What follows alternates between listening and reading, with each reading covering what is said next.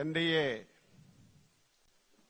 శాసనసభ పక్ష సమావేశానికి విచ్చేసినటువంటి పెద్దలు గౌరవనీయులు తెలుగుదేశం పార్టీ జాతీయ అధ్యక్షులు శ్రీ నారా చంద్రబాబు నాయుడు గారికి, జనసేన పార్టీ అధ్యక్షులు గౌరవనీయులు శ్రీ పవన్ కళ్యాణ్ గారికి, బీజేపీ రాష్ట్ర శాఖ అధ్యక్షురాలు శ్రీమతి పురంధేశ్వరి మేడం గారికి, ఈ సమావేశంలో పాల్గొన్నటువంటి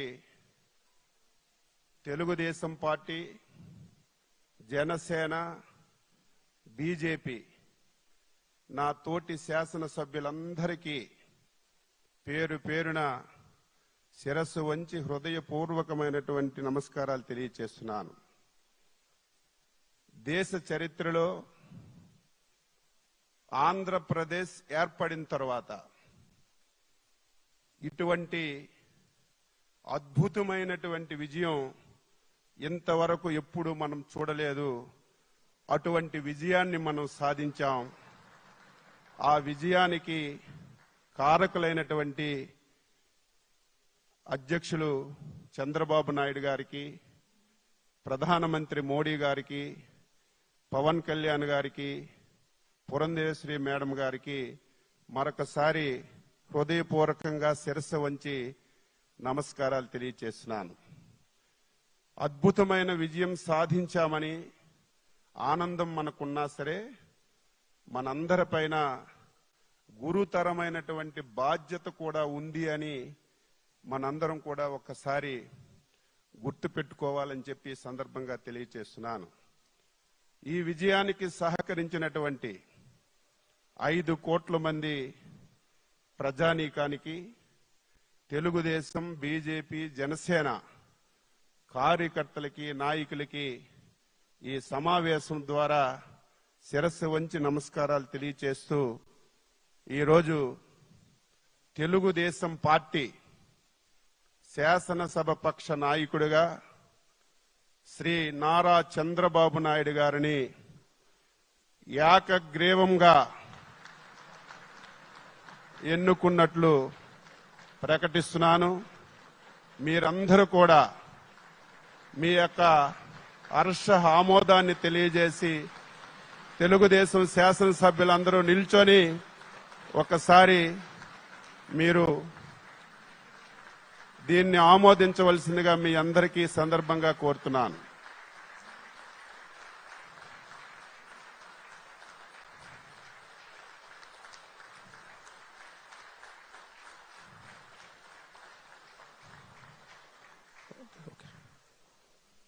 ఇప్పుడు జనసేన అధ్యక్షులు ప్రతిపాదించిన అంటే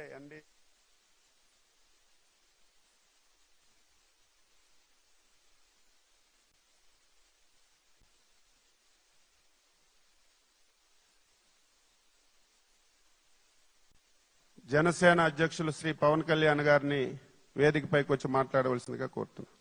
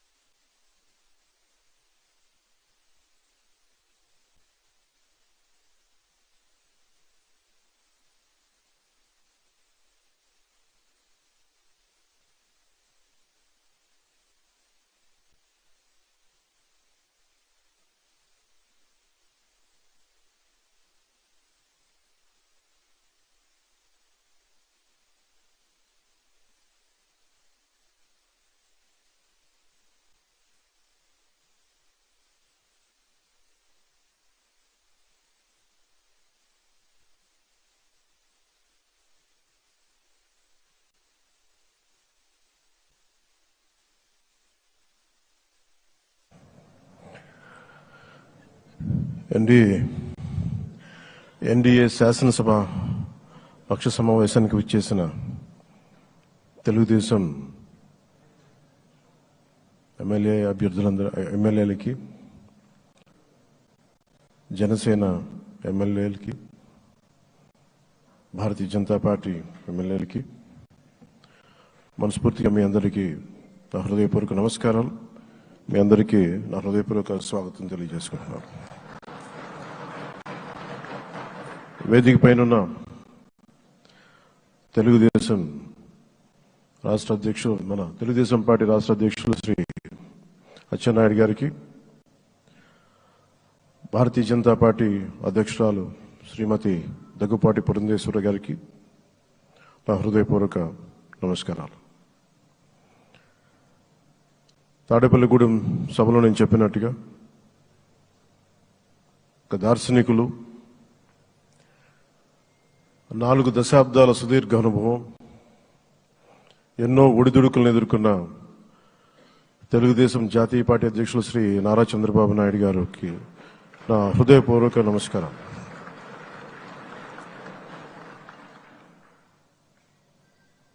గత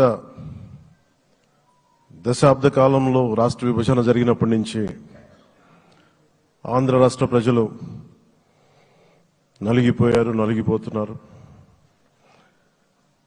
గత 5 సంవత్సరాలుగా మరి రాష్ట్రంలోని విపత్కర పరిస్థితులు తెలుసు.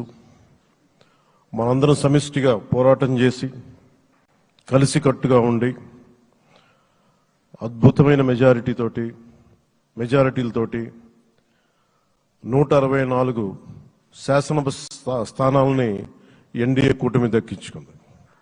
అద్భుతమైన విజయం. 21 పార్లమెంట్ సభ్యుల్ని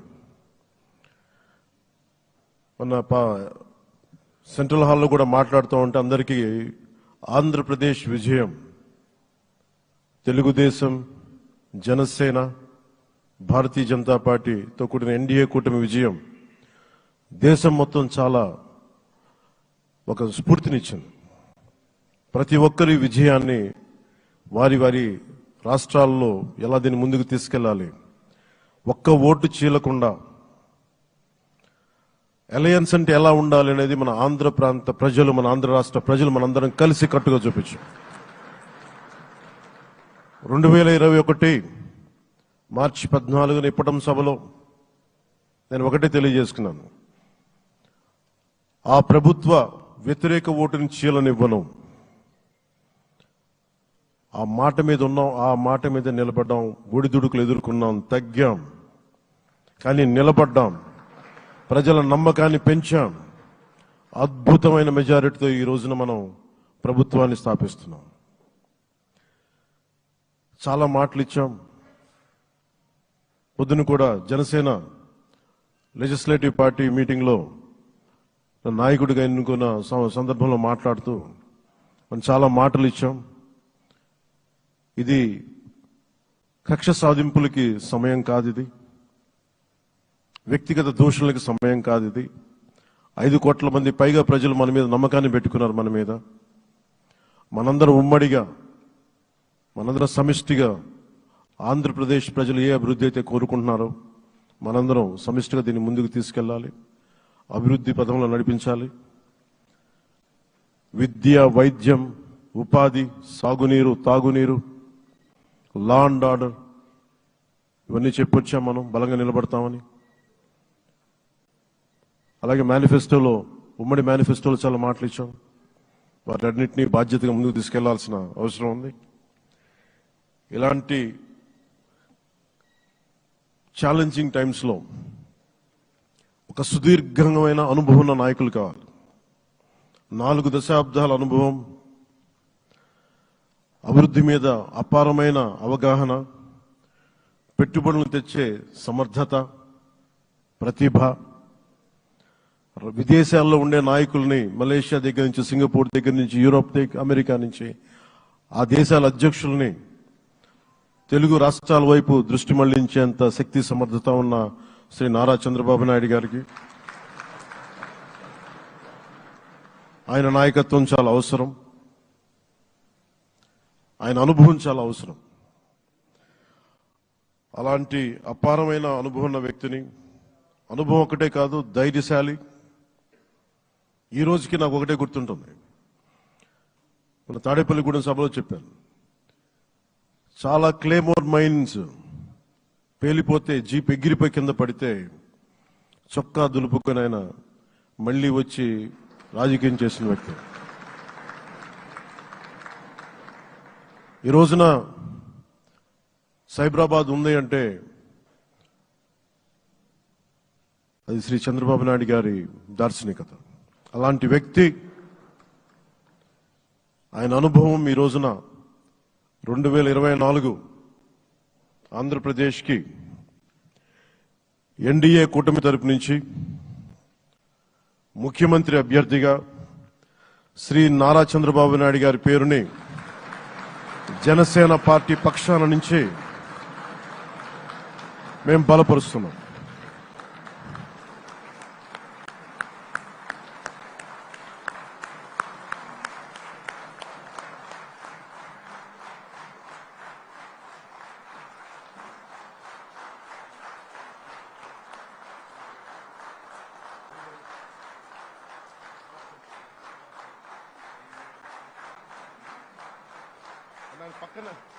ఇది నేను ఆయన పక్కన పెట్టుకుని చెప్పాలి.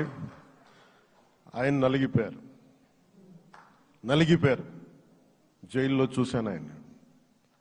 పాపం భువనేశ్వర్ గారి బాధను చూశాను. నేను అనుకున్నాను, అమ్మ మీరు కన్నీళ్ళు పెట్టకండి, మంచి రోజులు వస్తాయని చెప్పిన మంచి రోజులు వచ్చినాయి.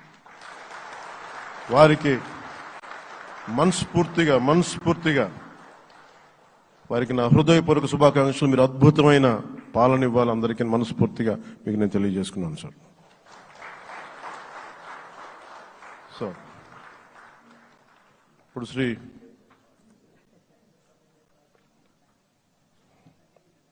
భారతీయ జనతా పార్టీ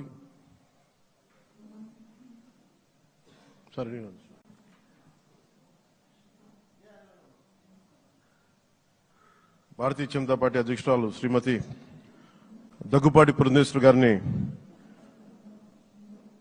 వచ్చి వారి మద్దతు వారి సందేశం ఇవ్వమని కోరుకుంటున్నాను.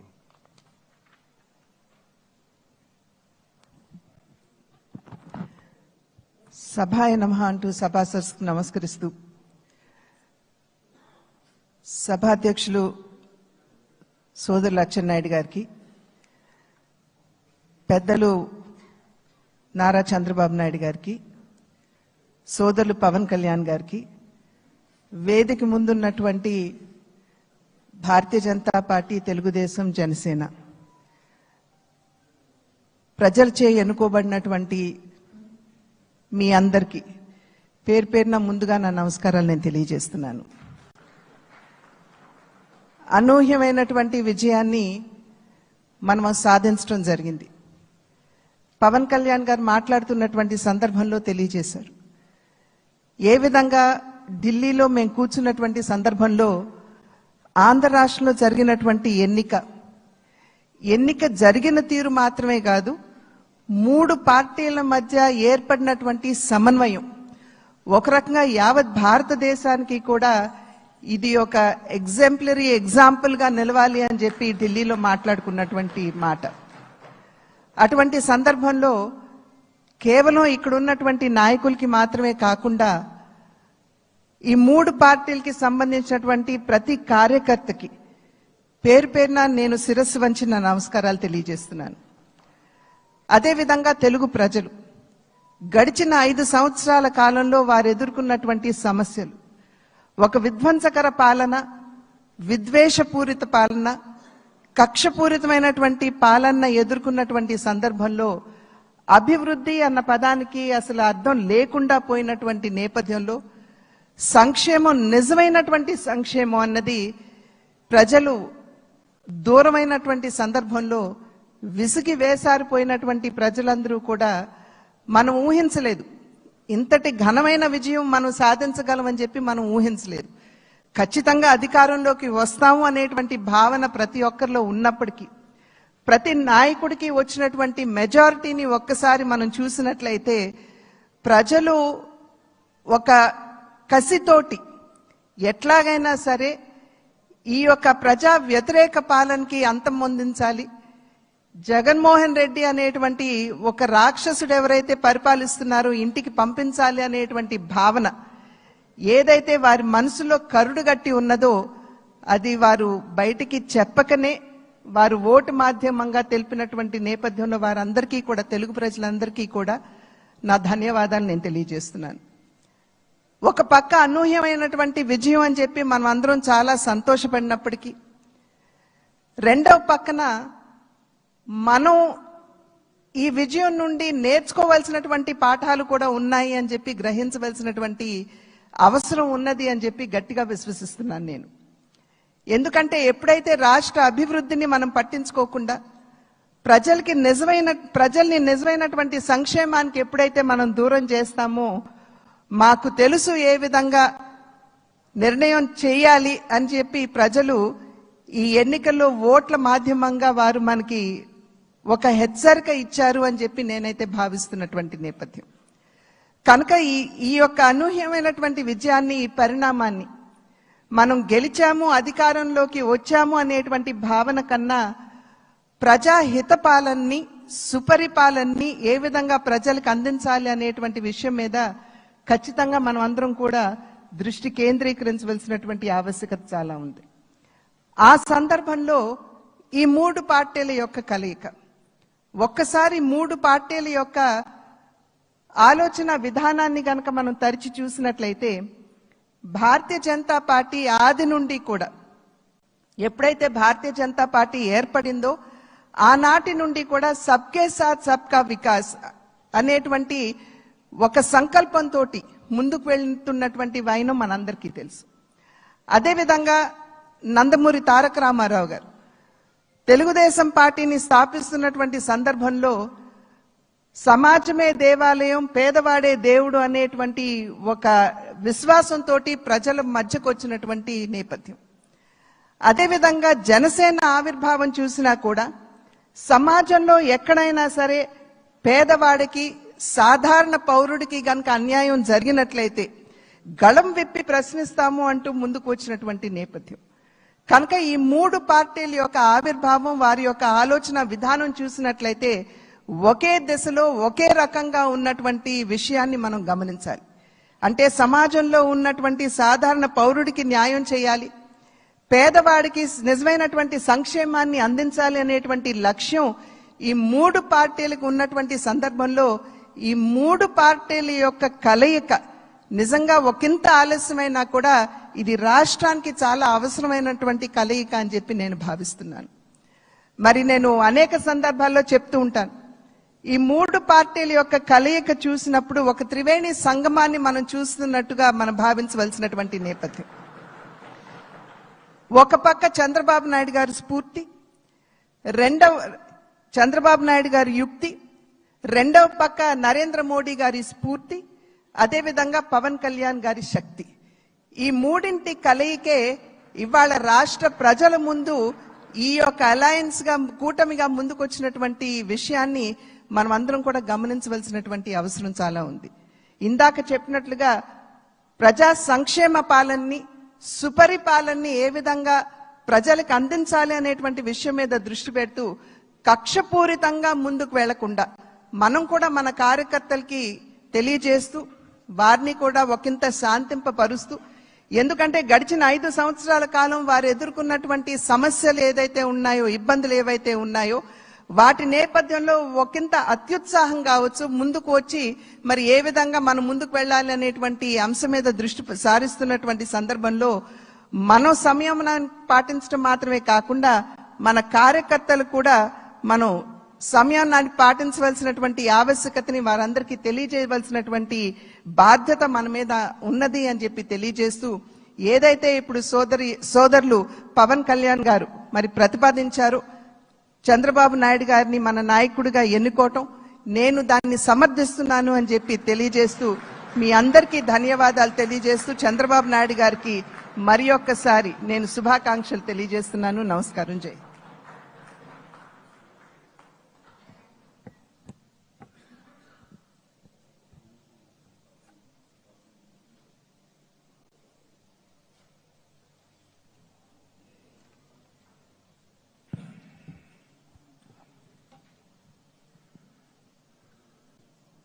ఇప్పుడు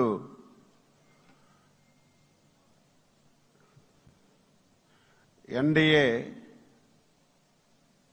ముఖ్యమంత్రి అభ్యర్థిగా మనందరం ఏకగ్రీవంగా ఎన్నిక చేయబడినటువంటి పెద్దలు గౌరవనీయులు శ్రీ నారా చంద్రబాబు నాయుడు గారు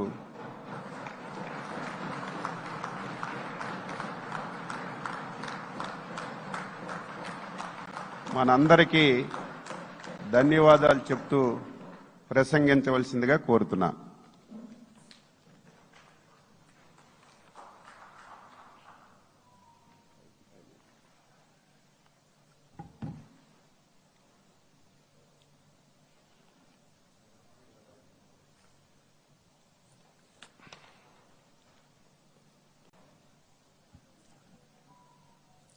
అందరికీ నమస్కారాలు.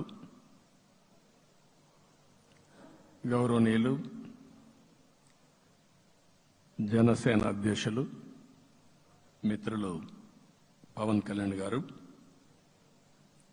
అదే సందర్భంలో బీజేపీ రాష్ట్ర పార్టీ అధ్యక్షురాలు పురంధేశ్వరి గారు, గౌరవనీయులు అచ్చెన్నాయుడు గారు, ఈ సమావేశానికి విచ్చేసినటువంటి నూతనంగా ఎంపికైనటువంటి ఎన్డీఏ ఎమ్మెల్యే అభ్యర్థులందరికీ పేరు పేరున మనస్ఫూర్తిగా నమస్కారాలు, అభినందనలు, శుభాభినందనలు.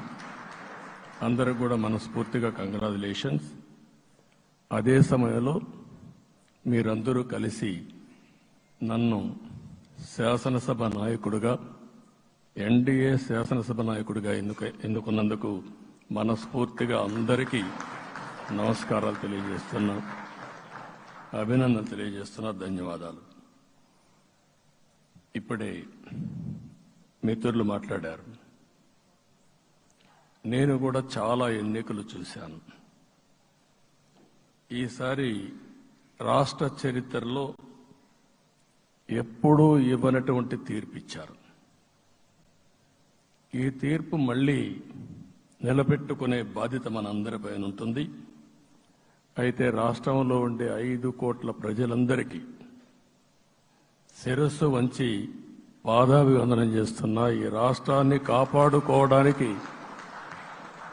మీరు చూపించిన చొరవ కోసం అందరం కూడా ఒకటి క్యాంపెయిన్ చేశాం.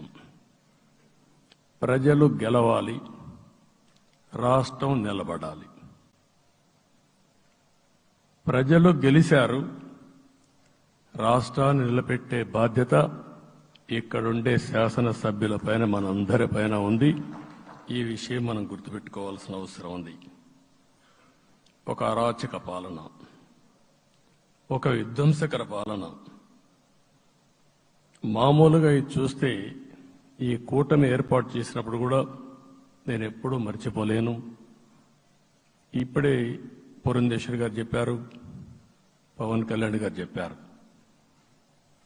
3 పార్టీలు కూడా ఒక అత్యున్నతమైన ఆశయాల కోసం పార్టీలు పెట్టినప్పటికీ ఈరోజు కలయిక కూడా మీరు చూస్తే, ఈ కలయికని చాలా ఎన్నికలు చూశాను కానీ నా చరిత్రలో ఎన్నికలు అయిన తర్వాత కంప్లైంట్స్ ఉండేటివి. ఇక్కడ పలానోళ్ళు సరిగా పనిచేయలేదు, ఇక్కడ ఈ నాయకులు కోఆపరేట్ చేయలేదని. నేను చూసిన మొట్టమొదటి ఎన్నిక, ఈసారి ఎన్నికల్లో మాత్రం 100కి 100% 3 పార్టీల నాయకులు, కార్యకర్తలు సమిష్టిగా పనిచేశారు.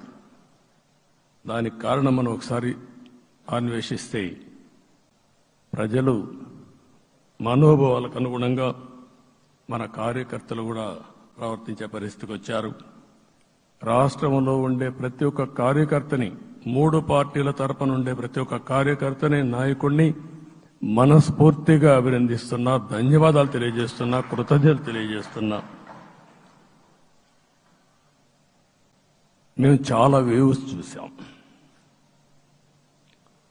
94లో 1 సైడ్ ఎన్నికలు జరిగాయి.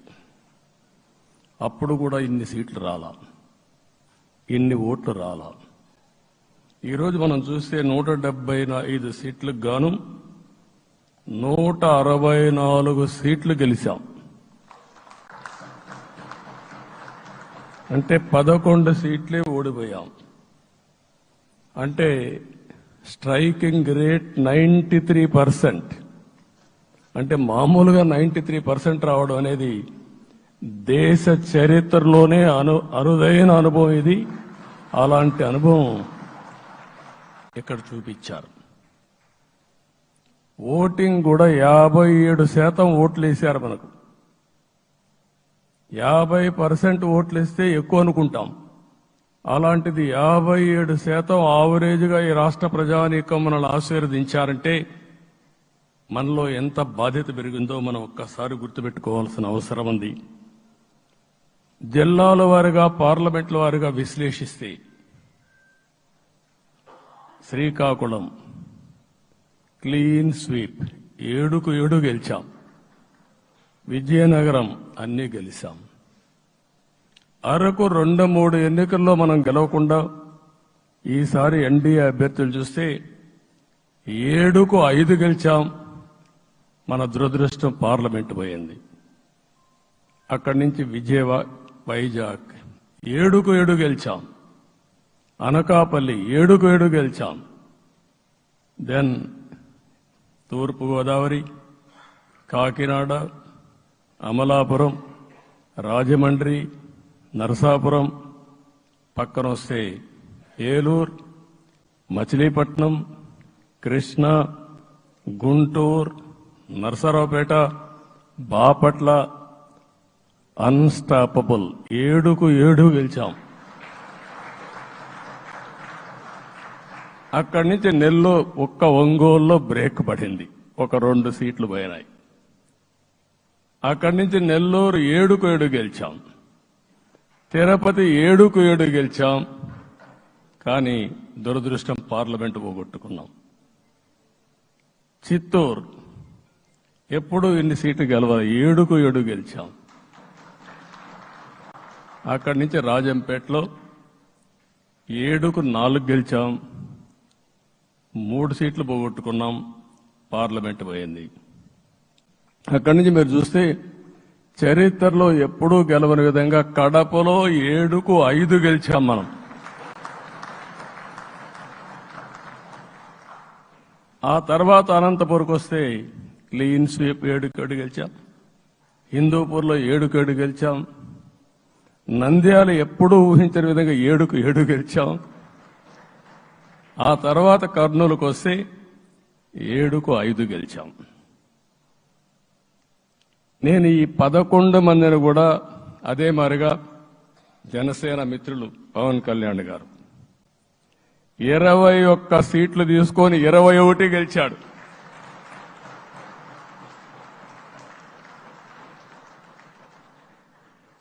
బీజేపీ 10 సీట్లు తీసుకుంటే 10 గెలిచారు, 8 గెలిచారు. అంటే 10కి 8 గెలవడం అనేది ఒక చరిత్ర. ఆ 2 సీట్లు కూడా కొన్ని ప్రత్యేకమైన కారణాల వల్ల ఓడిపోయాం తప్ప ఇంకోటి కాదు.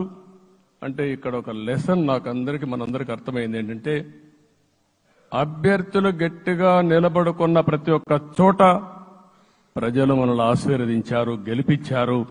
ఇదే ఈ యొక్క ఎన్నికల్లో మనందరం గుర్తుపెట్టుకోవాల్సిన ఒక ప్రత్యేకమైన విషయం. నేను చాలాసార్లు ఎన్నికలైన తర్వాత సమీక్షలు చేసుకున్నాం, కానీ ఇలాంటి విజయం, ఎలాంటి సాటిస్ఫాక్షన్ ఎప్పుడూ లేదు. దీనికి కారణం ప్రజలు మన మీద నమ్మకం పెట్టుకున్నారు. పార్లమెంట్ ఎన్నికల్లో కాదు, అసెంబ్లీ ఎన్నికల్లో చూస్తే 95,000 ఓట్ల మెజారిటీతో గెలిపించారు. గాజువాక 95,000 ఓట్ల మెజారిటీతో గెలిపించారు. ఈ విషయాలు నేను పవన్ కళ్యాణ్ గారు ఢిల్లీకి వెళ్ళినప్పుడు, పురంధేశ్వర్ గారు వచ్చినప్పుడు, ఈ రాష్ట్రంలో ఇచ్చిన మ్యాండేట్ వల్ల ఢిల్లీలో మమ్మల్ని అందరూ గౌరవించే పరిస్థితికి వచ్చారు. మీ గెలుపు వల్ల ఈరోజు ఆంధ్రప్రదేశ్ రాష్ట్ర ప్రతిష్ట పెరిగింది, గౌరవం పెరిగింది. మనకు కూడా గౌరవం పెంచుకునే పరిస్థితికి వచ్చాం. అయితే ఇక్కడ ఒక విషయం మనం గుర్తుపెట్టుకోవాల్సింది, ఎంపిక చేసినప్పుడు అన్ని విషయాలు మేము కూలంకుషంగా ఆలోచించాం. ఏ సీటు ఏ అభ్యర్థులు ఏ పార్టీ తీసుకుంటే గెలుస్తారో ఆలోచించాం. ఒకసారి నేను చాలాసార్లు చూసినప్పుడు సీట్ల ఎంపికలో చాలా సమస్యలు వచ్చేటివి. మొట్టమొదటిసారిగా మొన్న ఎంపికల్లో కూడా చిన్న చిన్న సమస్యలు తప్ప ఎక్కడ పెద్ద సమస్యలు రాలేదు. అంటే మేమందరం కూడా ఒకటి ఆలోచించాం, గెలిపే ధ్యేయంగా పనిచేయాలి కాబట్టి ఏ సీట్లో ఎవరు సీట్ ఇస్తే వాళ్ళు గెలుస్తారో ఆ సీట్లే ఇచ్చాం. అదే సమయంలో సీట్లు ఇచ్చిన తర్వాత ప్రతి ఒక్కరూ గౌరవించి గెలిపించే బాధ్యతకు వచ్చారు. ఇంకొక పక్కన ఈరోజు మిమ్మల్ని అందరినీ ఇప్పుడే పవన్ కళ్యాణ్ గారు చెప్పినట్టు వారి యొక్క సమయ స్ఫూర్తిని నేను ఎప్పుడూ మర్చిపోలేను.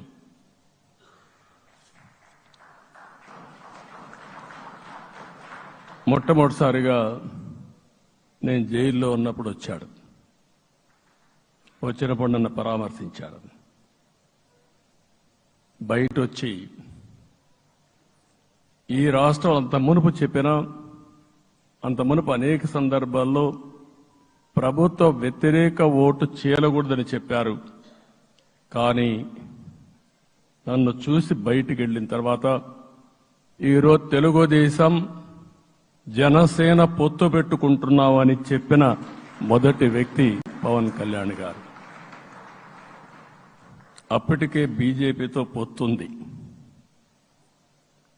అయితే ఒక మాట చెప్పాడు, బీజేపీతో పొత్తుంది, బీజేపీ తెలుగుదేశం జనసేన 3 పార్టీలు కలిసి పోటీ చేస్తామని కూడా చెప్పి మళ్లీ ఆ ప్రయత్నం చేసి కడాన రాష్ట్ర ప్రయోజనాల దృష్ట్యా బీజేపీ తెలుగుదేశం జనసేన పొత్తు పెట్టుకున్నాం. మనస్ఫూర్తిగా ఆయన అభినందిస్తున్నా. ఆ రోజటి నుంచి ఎలాంటి పొరపక్షాలు లేకుండా కలిసి పనిచేశారు. మాకు కొన్ని అనుమానాలు ఉండేటివి, ఓటు ట్రాన్స్ఫర్ అవుతుందా లేదా, ఓటు ట్రాన్స్ఫర్ కాకపోతే ఎక్కడన్నా సీట్లు నష్టపోతామని. అందుకే మీరు ఒక్కసారి చూస్తే ఎన్నికలు మొత్తం సెట్ అయింది, నామినేషన్స్ వేసాం, ముందుకెళ్ళాం. అదే సమయంలో మొట్టమొదటిసారిగా కొవ్వూరులో 3 పార్టీల నాయకులు కలిసి, నేను, పవన్ కళ్యాణ్ గారు, పురంధేశ్వరి గారు ముగ్గురం కలిసి ఫస్ట్ మీటింగ్ అడ్రస్ చేశాం. అక్కడి నుంచి 6 జిల్లాల్లో మేమిద్దరం కలిసి తిరిగాం. బీజేపీ నాయకులు కలిసి వచ్చారు. ఆ తర్వాత మొట్టమొదటిసారిగా అమిత్ షా గారు ఏదైతే అనంతపూర్లో ధర్మవరం కాన్స్టిట్యున్సీకి వచ్చారు. నేను మొన్న నేషనల్ మీటింగ్లో కూడా చెప్పాను. ఆయన వచ్చినప్పుడు చాలా స్పష్టంగా ఎందుకు మేము పొత్తు పెట్టుకున్నామనే విషయాలు చెప్తూ ఈ ప్రభుత్వ అవినీతిని ఎండగట్టారు, సూటిగా మాట్లాడారు. ఆ ఒక్క మీటింగ్తో రాష్ట్రం మొత్తం ఒక నమ్మకం వచ్చింది. బీజేపీ కూడా పూర్తిగా ఈ కూటమిని సపోర్ట్ చేస్తున్నారనే కాకుండా ఈ రాష్ట్రానికి ఏ అవసరం ఉందో చెప్పగలిగారు. అది అయిన తర్వాత ప్రధానమంత్రి గారు వచ్చారు. మొట్టమొదటి మీటింగ్ మీరు చూస్తే ఇక్కడనే రాజమండ్రిలో పెట్టారు. రాజమండ్రిలో స్పష్టత ఇచ్చారు, నేను అనకాపల్లిలో స్పష్టత ఇచ్చారు. తర్వాత రాజంపేటలో మాట్లాడుతూ చాలా క్లియర్గా చెప్పారు. ఇదే విజయవాడకు వచ్చినప్పుడు రోడ్ షో పెడితే నా జీవితంలో ఎప్పుడూ చూడలేదు, ప్రధానమంత్రి గారు కూడా అదే చెప్పారు, బ్రహ్మాండమైన రోడ్ షో విజయవాడలో జరిగిందని ప్రధానమంత్రి గారు కూడా అభినందించే పరిస్థితికి వచ్చారు. ఇవన్నీ కలయికే మన విజయం. ఈ విషయం మనం గుర్తుపెట్టుకోవాల్సిన అవసరం ఉంది. మీరు కష్టపడ్డారు. నేను చాలా ఎన్నికల్లో చూశాను. అందరూ అభ్యర్థులు కూడా ఈ ఎన్నికల్లో కష్టపడిన విధానం కానీ ఇంత కష్టం నేను ఎప్పుడు చూడలేదు. ఒక్క మాటలో చెప్పాలంటే ప్రతి ఒక్కరూ మనసు పెట్టి పనిచేశారు. అందుకే ఈ గెలుపు వచ్చిందని చెప్పి కూడా నేను మీకు తెలియజేస్తున్నా. మీ అందరి సహకారంతో రేపు ప్రమాణ స్వీకారం చేస్తున్నాను. దానికి మీ అందరికీ ధన్యవాదాలు. రేపు ప్రమాణ స్వీకారానికి నరేంద్ర మోడీ గారు ప్రధానమంత్రిగా వారు వస్తున్నారు. అదే మరిగా ఎన్డీఏ నాయకులు వస్తున్నారు. ఇది ఒక అరుదైన అనుభవం. అంటే నేను 4వసారి ముఖ్యమంత్రిగా ప్రమాణ స్వీకారం చేస్తున్నాను కానీ ఈసారి దీనికి ఉండే ప్రాధాన్యత, ప్రజలు మన మీద పెట్టుకున్న నమ్మకం, నష్టపోయారు, ఇబ్బందులు పడ్డారు, మన మీద హోప్ పెట్టుకున్నారు. తిరిగి నేను ఒక్కడినే చేసే కార్యక్రమం కాదు. అందరం సమిష్టిగా మళ్లీ ప్రజలకు రుణం తీర్చుకునే సమయం ఆసన్నమైంది. దానికి ఈ రాష్ట్రానికి పూర్తిగా కేంద్ర సహకారం అవసరం. నిన్న పోయినప్పుడు కూడా నేను చాలా స్పష్టంగా కేంద్ర నాయకత్వాన్ని కోరాను. అటు అమిత్ షా గారిని, అదే మరి ప్రధానమంత్రి గారిని అందరినీ కోరాం. పూర్తిగా సహకరిస్తామని వారు హామీ ఇచ్చారు. దానికి మనందరి తరపున కేంద్రంలో ఉండే ప్రధానమంత్రి నరేంద్ర మోడీ గారిని, అదే మరి అమిత్ షా గారిని, కేంద్ర నాయకత్వాన్ని, అదే మరిగా బీజేపీ దేశ అధ్యక్షుడైనటువంటి నేషనల్ ప్రెసిడెంట్ గారి నడ్డా గారిని మనస్ఫూర్తిగా అభినందిస్తున్నానని చెప్పి కూడా నేను మీకు తెలియజేస్తున్నాను. ఈరోజు 40 సంవత్సరాలుగా రాజకీయాల్లో ఉన్నాను. నేను ఎప్పుడు కూడా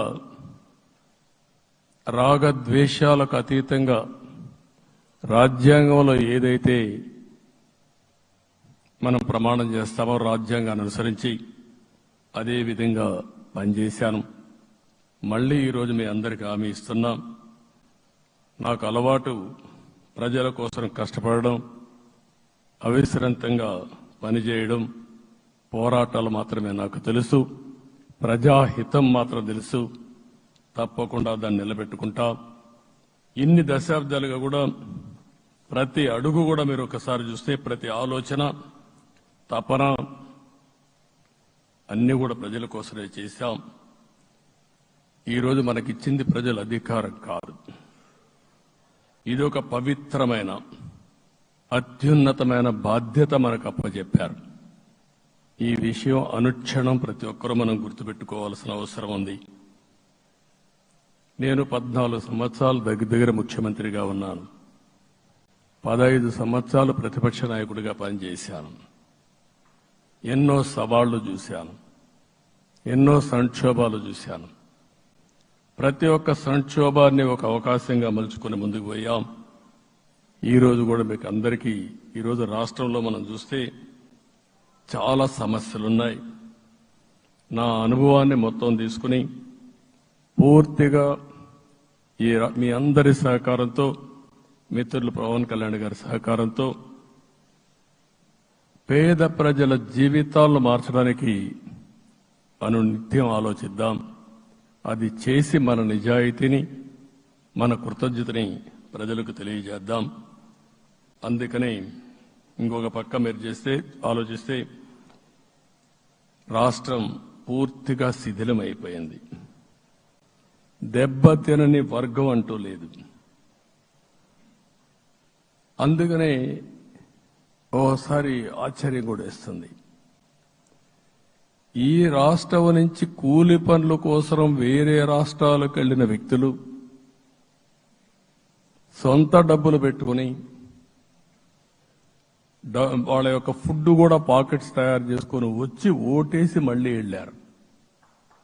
ఇది ఊహించని పరిణామం. ఇక్కడుండేవాడు ఓటేయడం ఒక ఎత్తైతే, పేదవాడు చిన్న చిన్న పనులు చేసుకునేవాడు కూడా వచ్చి ఓటేశారు.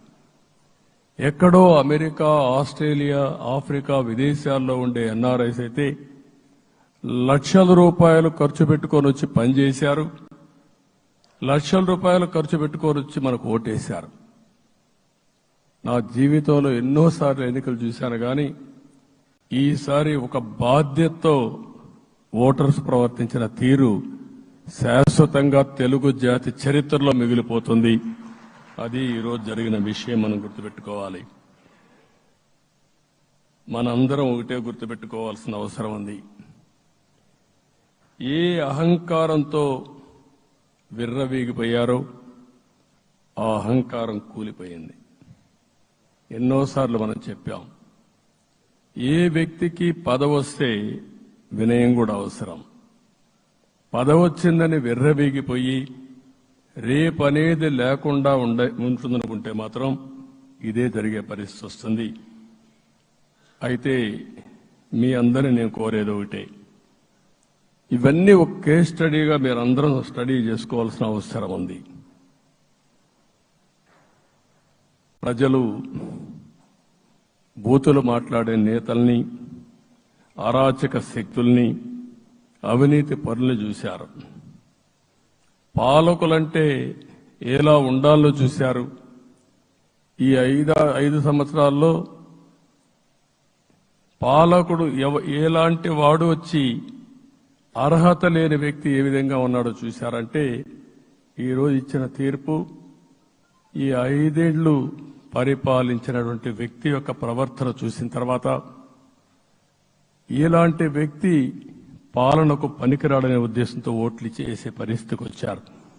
ఇది నా ఉద్దేశ ప్రకారం ఒక కేస్ స్టడీ అవుతుంది. మనందరం కానీ జాగ్రత్తగా ఆలోచిస్తే. కానీ మనం కూడా అదే విధంగా కక్ష తీర్చుకోవాలి అని కానీ మనం ముందుకు పోతే మనకు కూడా సమస్య వస్తుంది. అదే సమయంలో ఒకటే చెప్తున్నా, తప్పు చేసిన వాడిని క్షమించి పూర్తిగా వదిలిపెడితే కూడా మళ్ళా అలవాటుగా మారుతుంది. తప్పు చేసిన వాళ్లకు శిక్ష పడవలసిన అవసరం ఉంది, చట్టపరంగా శిక్షించాల్సిన అవసరం ఉంది. అదే సమయంలో విధ్వంస రాజకీయాలు, కక్షా రాజకీయాలు కాకుండా ఇవన్నిటిని ప్రక్షాళన చేయాల్సిన అవసరం ఉందని చెప్పి కూడా నేను మీకు తెలియజేస్తున్నా. ఇంకొక పక్క 5 ఏళ్లలో ఎన్నో సంవత్సరాలు చూశాను కానీ కార్యకర్తలపైన దాడులు, హింసా రాజకీయాలు, అక్రమ కేసులు, వేధింపులు, కడాన సోషల్ యాక్టివిస్టులు కూడా ఇష్టానుసారంగా కేసులు పెట్టి హెరాస్ చేస్తే నిద్రపోకుండా వాళ్ళు కాపాడుకున్నాం. ఇంకొక పక్కన అన్ని పార్టీలకు 3 పార్టీలకు అనుభవం ఉంది. ఈరోజు మీరు చూస్తే ప్రాణాలు తీస్తూ అరాచకంగా ప్రవర్తిస్తూ తెలుగుదేశం పార్టీలో ఒక ఉదాహరణ చూసినప్పుడు అన్ని పార్టీలకు వర్తిస్తుంది. ఏదైతే మన పార్టీకి వ్యతిరేకంగా నేను ఆ పేర్లు చెప్పకూడదు కాబట్టి చెప్పలేదు కానీ స్లోగన్ ఏమంటే కడాన మెడ మీద కత్తున్న జై తెలుగుదేశం అంటూ ప్రాణాలు వదిలిపెట్టే పరిస్థితికి వచ్చారు. ఇది ఊహించని పరిణామాలు. ఇవన్నీ ఇప్పుడు కూడా కళ్ల ముందర తిరిగే పరిస్థితి వస్తుంది. అందుకే ఈరోజు మనందరం కూడా ఇవన్నీ గుర్తుపెట్టుకొని, నాకు జరిగిన అవమానాలు చూశారు. నేను అందుకే మా కుటుంబానికి జరిగిన అవమానంతో నేను కూడా భరించలేక బయట వచ్చినప్పుడు ఒకటే శపథం చేసి వచ్చాను. ఆ శపథం, ఇది గౌరవ సభ కాదు, ఇది కౌరవ సభ. ప్రజాక్షేత్రంలో గెలిచి మళ్లీ ఈ సభను గౌరవ సభగా చేసి అడుగు పెడతానని చెప్పి శపథం చేసి బయట వచ్చాను. ఓసారి ఇవన్నీ చరిత్ర. ఆ శపథాన్ని ప్రజలు గౌరవించారు. గౌరవించిన ప్రజల్ని నిలబెట్టే బాధ్యత మనందరిపైన ఉంది. సభను కూడా ఎన్నోసార్లు పవన్ కళ్యాణ్ గారు చెప్పారు, భవిష్యత్తులో ఆంధ్రప్రదేశ్ శాసనసభని ఒక గౌరవ సభగా చేసి ప్రజా సమస్యల్ని చర్చిస్తామని చాలా స్పష్టంగా చెప్పారు. అలాంటి బ్రహ్మాండమైన వాతావరణం క్రియేట్ అవుతుంది. దానికి ఒక శాసనసభాపక్ష నాయకుడిగా నేను హామీ ఇస్తున్నా. మళ్లీ ఈ సభను గౌరవ సభగా, ఈరోజు మన పరిపాలన ప్రజా పరిపాలన, ప్రజా ప్రభుత్వంగా మనం ముందుకు పోవాల్సిన అవసరం ఉంది. ముందుకు పోతామని చెప్పి కూడా నేను మీకు తెలియజేస్తున్నా. ఇంకా కిందికి డెప్త్కి వెళ్తే గవర్నమెంట్లో ఏముందో ఇప్పటికి తెలియదు, ఎంత అప్పు ఉందో తెలియదు, ఎక్కడెక్కడ తెచ్చారో తెలియదు. ఇవన్నీ కూడా డెప్త్కి వెళ్ళినప్పుడు ఎన్ని లక్షల కోట్ల అప్పు ఉంది, ఏదేది తాకట్టు పెట్టారు, ఆర్థిక వ్యవస్థ ఏ విధంగా చిన్నాభిన్నం అయిపోయింది, ఇవన్నీ కూడా అధ్యయనం చేసుకోవాల్సిన అవసరం ఉంది. ఇరిగేషన్ రంగాన్ని పూర్తిగా నిర్వీర్యం చేశారు. రాష్ట్రానికి అతి ముఖ్యమైన ప్రాజెక్టు పోలవరం. కేంద్రం క్లియర్గా పోలవరానికి సహకరించారు. నాకు ఇప్పుడు కూడా జ్ఞాపకం ఉంది, 2014 కంటే ముందు నేను ముఖ్యమంత్రి అయ్యాను, ఎంపికయ్యాను, ఢిల్లీకి వెళ్ళాను. ఢిల్లీకి వెళ్ళినప్పుడు 7 మండలాలు తెలంగాణలో ఉన్నాయి. పోలవరం ముంపుకు గురి అయ్యే 7 మండలాలు తెలంగాణలో ఉన్నాయి. ఆ 7 మండలాలు అక్కడుంటే జూన్ 2వ తారీఖున నోటిఫికేషన్ వస్తే ఆ తర్వాత తెలంగాణ అనుమతి ఉంటే తప్ప, పునరావాసానికి ఒప్పుకుంటే తప్ప మనం పోలవరం కట్టే పరిస్థితి లేదు. ఆ రోజు రాజ్నాథ్ సింగ్ గారు పార్టీ అధ్యక్షుడు. అదే మాదిరిగా ఆ రోజు వెంకయ్యనాయుడు గారు కూడా యాక్టివ్గా ఉన్నారు. నేను ఒకటే కోరాను, ప్రజలు నన్ను ఎంపిక చేసుకున్నారు, ఇక్కడ మనం ఎన్డీఏ వచ్చింది, ఈ ప్రాజెక్టు పూర్తి కావాలంటే ఆ 7 మండలాలు ఆంధ్రప్రదేశ్ రాష్ట్రానికి ఇస్తే తప్ప పూర్తి కాదు. మీరు 7 మండలాలు ఇవ్వకపోతే నేను ప్రమాణ స్వీకారం చేయను, నాకు ఈ పదవి వద్దని ఆ రోజు చాలా స్పష్టంగా చెప్పాను. ఇది ఎప్పుడు కూడా చరిత్రలో ఎప్పుడు జరగని విషయం.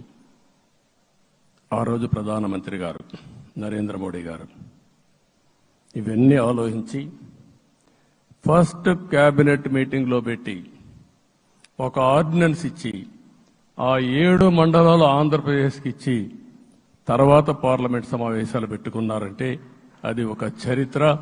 అంటే ఆ రోజు గాని కేంద్రంగాన 7 మండలాలు ఇవ్వకపోయుంటే పోలవరం ప్రాజెక్టు ప్రారంభమయ్యేది కాదు. అన్ని కష్టాలు పడి మళ్లీ డబ్బులన్నీ కోర్టులో ఉండే కేసులన్నీ విత్డ్రా చేయించి అన్ని చేయించాం. 72% పనులు పూర్తి చేశాం. ఈరోజు మళ్లీ మొదటికొచ్చింది. డయాఫామ్ వాల్ పూర్తిగా కొట్టుకోబోయే పరిస్థితికి వచ్చింది, డ్యామేజ్కి అయ్యే పరిస్థితి వచ్చింది, ఎక్కడుందో తెలియని పరిస్థితి. మళ్లీ కేంద్ర సహకారంతో రాష్ట్రానికి అతి ముఖ్యమైన ప్రాజెక్టు పోలవరం, దీన్ని పూర్తి చేసే బాధ్యత, దీన్ని పూర్తి చేసి నదుల అనుసంధానం చేసి మన అందరం ప్రతి ఒక్క ఎకరాకు నీళ్లు ఇవ్వగలిగితే దానికంటే బ్రహ్మాండమైన కార్యక్రమం ఏమీ ఉండదు. వ్యవసాయ రంగం స్టెబిలైజ్ అవుతుంది. ఇది సాధించడానికి అన్ని విధాలా కష్టపడతామని చెప్పి కూడా నేను మీకు తెలియజేస్తున్నాను.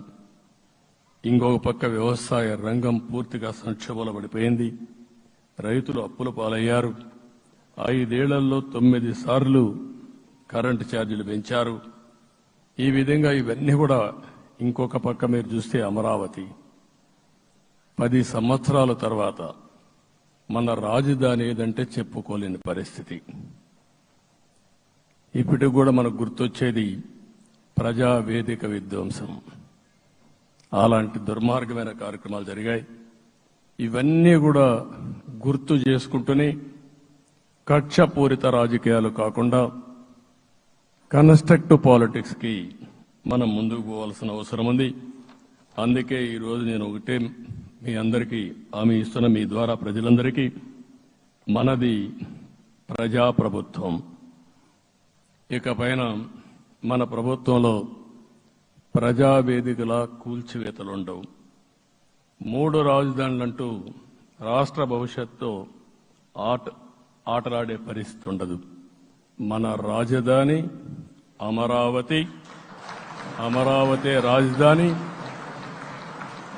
విశాఖపట్నం ఆర్థిక రాజధానిగా, ఒక ప్రత్యేకమైన సిటీగా,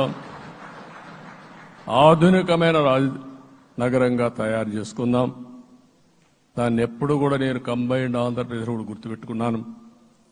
విశాఖపట్నం అటు జనసేనకు, తెలుగుదేశానికి, బీజేపీకి ముగ్గురు కూడా చాలా ముఖ్యమైన నగరం ఇది. ఎందుకు నేను ఈ మాట అంటున్నానంటే, లాస్ట్ ఎలక్షన్లో 2014లో హరిబాబు అక్కడ ఎంపీగా గెలిచారు. తర్వాత విడిపోయిన తర్వాత 2014లో మళ్లీ మనం పోటీ చేసినప్పుడు చేశాం. 2019లో 4 అసెంబ్లీ సీట్లు గెలిపించిన ఏకైక నగరం విశాఖపట్నం తెలుగుదేశం పార్టీకి.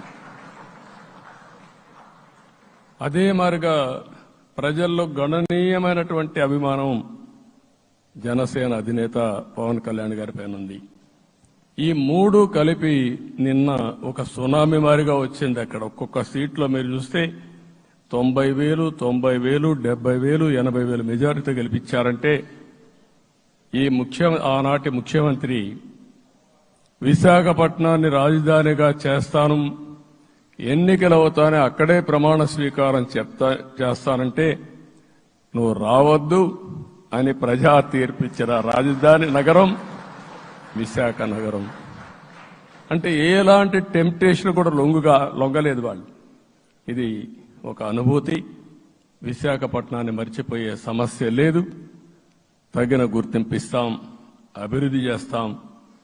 ఇంకొక పక్క కర్నూలుని కూడా ఇదే మాదిరిగా చెప్పి కర్నూలుని జ్యుడిషియల్ క్యాపిటల్గా చేస్తామని కడాని ఏమీ చేయకుండా వదిలిపెట్టినటువంటి వ్యక్తి. ఈరోజు మీరు ఒక్కసారి గుర్తుపెట్టుకోవాల్సింది, నేను చాలా ఎన్నికలు చూశాను కానీ రాయలసీమలో 1 సైడ్ ఎన్నికలు జరిగాయి. బ్రహ్మాండంగా ఓట్లేశారు. ఓట్లేయడమే కాదు, ఊహించినటువంటి మెజార్టీస్ ఇచ్చారు. ఇది నేను కొంచెం భయపడ్డాను బిగినింగ్లో, కానీ ఊపు చూసిన తర్వాత మాత్రం అనిపించింది అందరూ ఎక్స్పెక్ట్ చేశారు రాయలసీమలో కొంచెం ఇబ్బంది ఉంటుందని. అలాంటి రాయలసీమ తిరుగుబాటు చేసే పరిస్థితికి వచ్చింది. దానికి కూడా మనందరి మీద బాధ్యత ఉంది. కర్నూలుని అన్ని విధాలా అభివృద్ధి చేసే బాధ్యత Telugu Desam party, Janasena, BJP, NDA కూటమి తీసుకుంటామని కూడా హామీ ఇస్తున్నాను. ఈ 3 సిటీలే కాకుండా మొత్తం అన్ని జిల్లాల్ని సమభావంతో ఆలోచించి మనం ముందుకెళ్దాం.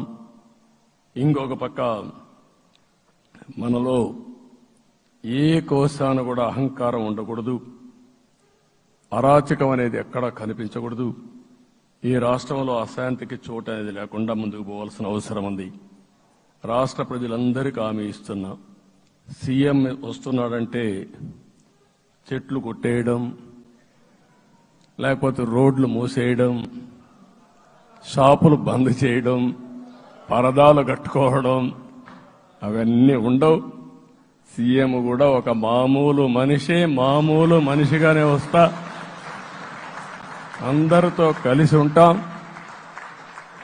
నేను సీఎంగా ఉన్నా మా మిత్రుడు పవన్ కళ్యాణ్ గారు ఏ హోదాలో ఉన్నది కూడా రేపు అనౌన్స్ చేసుకుంటాం. మేమందరం కూడా సామాన్యమైన వ్యక్తులుగానే వస్తాం మీ దగ్గరికి, మీలో ఒక వ్యక్తిగా ఉంటాం.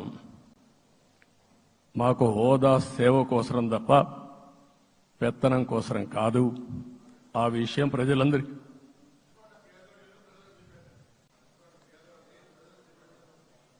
అవన్నీ చేస్తాం. ఇంకొక పక్కన నిన్న మొన్న నేను వస్తానంటే వాళ్ళకు కూడా తెలుసు కాబట్టి ఎన్డీఏ అభ్యర్థిగా అంటే శాసనసభ నాయకుడిగా ఎన్నుకుంటారనే ఉద్దేశంతో, ముఖ్యమంత్రి అవుతాను ఉద్దేశంతో రోడ్లన్నీ కూడా నిలిపేస్తాను. నేను ఒకటే చెప్పాను, మేము వచ్చినప్పుడు ఒక్క నిమిషం ఒక సిగ్నల్కి ఇంకొక సిగ్నల్కి కొద్దిగా గ్యాప్ పెట్టుకోండి. అవసరమైతే ఒక 5 నిమిషాలు లేట్ అయినా మాకు పర్వాలేదు, కానీ ప్రజలు ఎవ్వరికీ ఇన్కన్వీనియన్స్ కలగకూడదని చాలా స్పష్టంగా ఆదేశాలు ఇచ్చాం. కాబట్టి అవన్నీ మనం చేద్దాం. ఇంకొక పక్కన దాడులు చేసి బాధితులపైనే కేసులు పెట్టే పరిస్థితి ఉండదు ఈ రోజు నుంచి. అది కూడా మనం చూశాం. ఏ ఒక్కరి ఆత్మగౌరవానికి భంగం కలగదు. ఒక పాజిటివ్ గవర్నెన్స్ అన్ని చోట్ల కనపడుస్తుంది. ప్రజాహితం కోసమే పనిచేస్తాం. ప్రతి నిర్ణయం, ప్రతి అడుగు ప్రజల కోసమే ఉంటుంది. స్టేట్ ఫస్ట్ అనే నినాదంతో ముందుకు పోతాం. ఈ రోజు మేము ముగ్గురం కూడా ఢిల్లీలో వెళ్ళినప్పుడు కూడా మా ఆలోచన ఈ రాష్ట్రం ముందుండాలనే ఉద్దేశంతోనే ముందుకు పోయాం. అదే సమయంలో ఈరోజు మన రాష్ట్రానికి కూడా సముచితమైన గౌరవం. ముగ్గురు మంత్రులు కేంద్రంలో మన వాళ్ళు ఉండే పరిస్థితికి వచ్చారు. ఒక పక్కన రామ్మోహన్ నాయుడు శ్రీకాకుళం ఎంపీ, ఆయన కేంద్రంలో మంత్రి పదవి, కేబినెట్ పదవి వచ్చింది. ఇంకొక పక్కన పెంబసాని చంద్రశేఖర్కి స్టేట్ మినిస్టర్గా ఎంఓఎస్ కింద ఇచ్చారు. మూడోది కూడా ఒక సామాన్యమైన కార్యకర్త Srinivasa Varma, Narasapur MP, BJP MP, ఈరోజు కేంద్రంలో మంత్రి స్థానం వచ్చింది. ఓసారి బీజేపీలో కూడా ఇది ఒక ప్రత్యేకత. ఆయన ఎంపీ ఇచ్చినప్పుడు నాకే ఆశ్చర్యం వేసింది. ఒక మామూలు వ్యక్తి ఎంపీ ఇచ్చారు. అప్పుడు ఆలోచించినప్పుడు నేను ఫస్ట్ మీటింగ్ పోతే వచ్చాడు. వచ్చినప్పుడు నేను ఎంక్వైరీ చేస్తే ఆయన స్ట్రాంగ్గా పార్టీ కోసం పనిచేశాడు. ఒక పార్టీ కార్యకర్తను గుర్తించిన పార్టీ భారతీయ జనతా పార్టీ. అది కూడా తెలుగుదేశంలో కూడా చేస్తున్నాం, జనసేనలో కూడా చేస్తున్నాం. వారి యొక్క ప్రత్యేకత. ఈరోజు నిన్న కూడా మనం అందరం చూస్తే మోదీ గారు మొన్నే మీటింగ్ అయినప్పుడు చూశాం. ఆయన స్పీచ్ను కూడా చూశాం. నేను కూడా చాలా స్పష్టంగా చెప్పాను. 10 సంవత్సరాల మోడీ గారి పరిపాలన దేశ ప్రతిష్ట పెంచింది. ప్రపంచంలోనే భారతీయులకు గుర్తింపు వచ్చింది. 11వ స్థానంలో ఉన్న ఆర్థిక వ్యవస్థ ఈరోజు 5వ స్థానానికి తీసుకొచ్చారు. ఇంకొక పక్కన ఎన్డీఏ 3.0 ఈ పరిపాలన 5 ఏళ్లలో 5వ స్థానం నుంచి 3వ ఆర్థిక అతిపెద్ద దేశంగా భారతదేశం ఎమర్జ్ కాబోతుంది. ఇది మన దేశానికి గర్వకారణం. ఇంకొక పక్కన ఆయన కల వికసిత్ భారత్ 2047, మనందరి కల వికసిత్ ఆంధ్రప్రదేశ్. ఇది మనందరం ఒక కలగా పెట్టుకొని ముందుకు పోవాల్సిన అవసరం ఉంది. అదే సమయంలో మనందరి ఆలోచన పేదరికం లేని సమాజం, zero poverty nation, zero poverty state, zero poverty నియోజకవర్గం. ఇది ఎన్టీ రామారావు గారి కళ. ఆయన చాలాసార్లు నేను మొన్న కూడా చెప్పాను. ఒకప్పుడు కమ్యూనిజం, క్యాపిటలిజం, సోషలిజం ఇది ఆర్థిక సంస్కరణ రాని ముందు ప్రతి ఒక్కరిని అడిగే విధానం. ఎవరిని అడిగినా మీరు ఏ సైడ్ ఉంటారని అడిగేవాళ్ళు. అలాంటి సమయంలో ఎన్టీ రామారావు గారిని మీరు ఏ ఇజాన్ని నమ్ముతారో చెప్పమంటే నాకు ఈ ఇజాల గురించి తెలియదు, నాకు తెలిసింది ఒకే ఒక ఇజం, అది హ్యూమనిజం అని చెప్పిన ఏకైక నాయకుడు భారతదేశంలో ఎన్టీ రామారావు గారు. ఆయన ఆ రోజు చెప్పింది పేదరికం లేని సమాజాన్ని సృష్టించాలని, పేదవాళ్లే దేవుళ్ళు, సమాజమే దేవాలయం అని చెప్పిన వ్యక్తి. ఆ కళని సాధికారం చేద్దాం. అదే నేను నిన్న చెప్పినప్పుడు కూడా ఈ దేశం అభివృద్ధి కావడంలో ఎలాంటి అనుమానం లేదు. కానీ ఆ అభివృద్ధి ఫలితాలు పేదవాళ్లకు తీసుకుపోవడంలో కాన్షియస్ ప్రజా నిర్ణయాలు తీసుకోవాలి, పబ్లిక్ పాలసీ తీసుకోవాలి. దానికి మన రాష్ట్రం నాంది పలికి కేంద్రానికి కూడా ఒక ఆదర్శంగా మనం నిరూపించుకుందాం.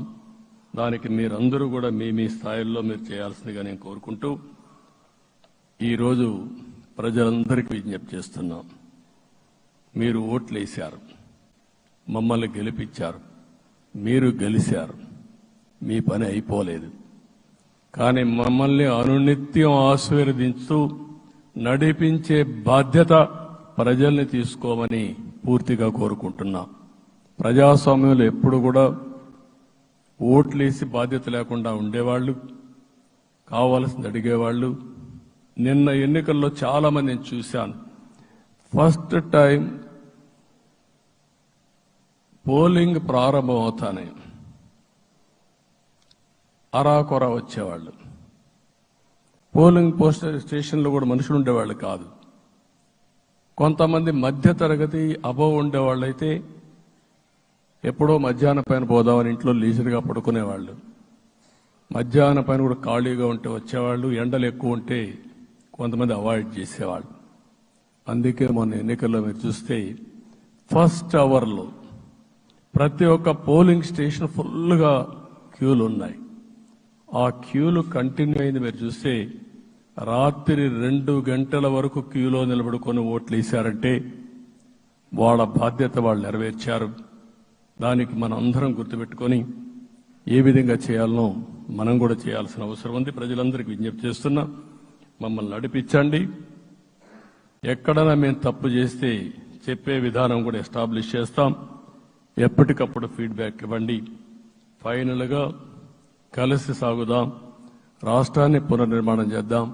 నా జీవితంలో నేను చాలా చూశానుగా నాకు ఒకటే కోరిక, భారతదేశం ప్రపంచ దేశాల్లో నెంబర్ 1 దేశంగా తయారు కావాలి. అవుతుంది, దాంట్లో అనుమానం లేదు. 2047కి ప్రపంచంలో భారతదేశం మొదటి స్థానం బాగా పనిచేసుకుంటే, లేకపోతే 2వ స్థానంలో మనం ఉంటాం. అదే సమయంలో ప్రపంచం మొత్తం భారతీయులు నెంబర్ 1 స్థానంలో ఉంటారు. అది నరేంద్ర మోడీ గారి కళ. అది డెఫినెట్ గా జయప్రదం అవుతుందని నేను ప్రగాఢంగా విశ్వసిస్తున్నా. ఇందులో నా స్వార్థం కూడా ఉంది. తెలుగు జాతి ప్రపంచంలోనే నెంబర్ 1గా ఉండాలనేది మన కోరిక. ఇప్పటికీ మీరు చూస్తే హైయెస్ట్ పర్ క్యాపిటా ఇన్కమ్ ప్రపంచంలో ఏ దేశంలోకి వెళ్ళా భారతీయులు సంపాదిస్తున్నారు. అందులో అగ్రస్థానంలో తెలుగు వాళ్ళు ఉన్నారు. అదే సమయంలో ఈ రాష్ట్రాన్ని నెంబర్ 1గా చేయాలనే సంకల్పం మనందరికీ ఉండాల్సిన అవసరం ఉంది. ఇది అసాధ్యం కాదు. ఈ రోజు ఉండే పరిస్థితిని సవరిస్తూనే మళ్లీ నిర్మాణాత్మకంగా వెళ్తే ఒక నిర్దిష్టమైన సమయం ప్రకారం ఆంధ్రప్రదేశ్ రాష్ట్రాన్ని నెంబర్ 1 చేసుకునే అవకాశం ఉంటుంది. అదే సమయంలో జీరో పావర్టీ. మన ఆలోచనలన్నీ కూడా ఒకటే మీరు ఆలోచించుకోవాలి. ఎవరైతే పేదవాళ్ళు ఉన్నారో, పేదవాళ్ళలో నిరుపేదలు ఉన్నారో దానిపైన దృష్టి పెట్టాలి. దీనికి కూడా ఒక కార్యక్రమాన్ని మనం తీసుకుంటా అని చెప్పి తెలియజేసుకుంటూ మరొకసారి ఇది ఒక అరుదైన అనుభవం. నా జీవితంలో మరిచిపోలేనటువంటి ఘట్టం. దీనికి మిమ్మల్ని అందరినీ ఎన్డీఏ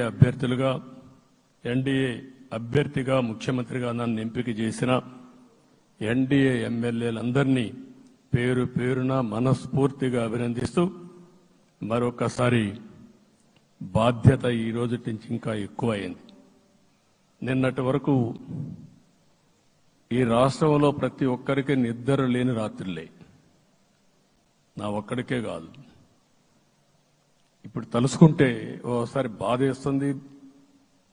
ఆ బాధపడిన రోజులు చూసుకుంటే ఒక వ్యక్తిని జైల్లో పెట్టినప్పుడు నాకు 40 రోజుల నుంచి 90 రోజులు 100 రోజులు పట్టేది మళ్ళా బయట తేవాలంటే.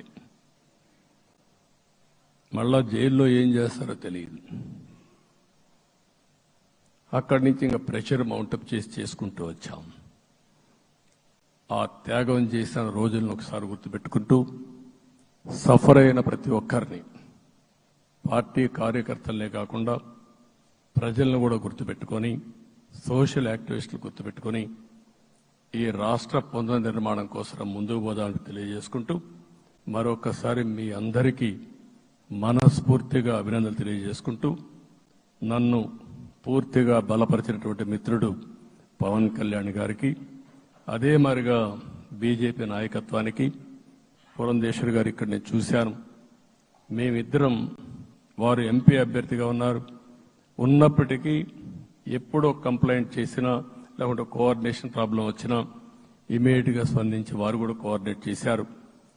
అందరూ కూడా ఎక్కడా పొరపచ్చాలు లేకుండా మనస్ఫూర్తిగా చేశాం కాబట్టి ఈ గెలుపు సాధ్యమైంది.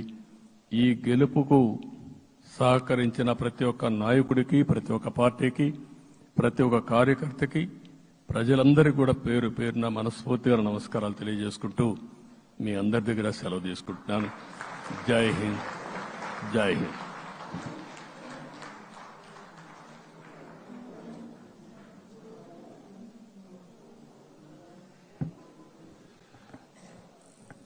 ఎన్డీఏ శాసనసభ పక్షంలో పాల్గొన్నటువంటి పెద్దలు శ్రీ నారా చంద్రబాబు నాయుడు గారికి, జనసేన అధినేత పవన్ కళ్యాణ్ గారికి, బీజేపీ అధ్యక్షురాలు శ్రీమతి పురంధేశ్వరి గారికి, తెలుగుదేశం, జనసేన, బీజేపీ శాసనసభ్యులందరికీ కూడా హృదయపూర్వకమైనటువంటి ధన్యవాదాలు తెలియజేస్తూ ఈ సమావేశాన్ని ముగిస్తున్నాం.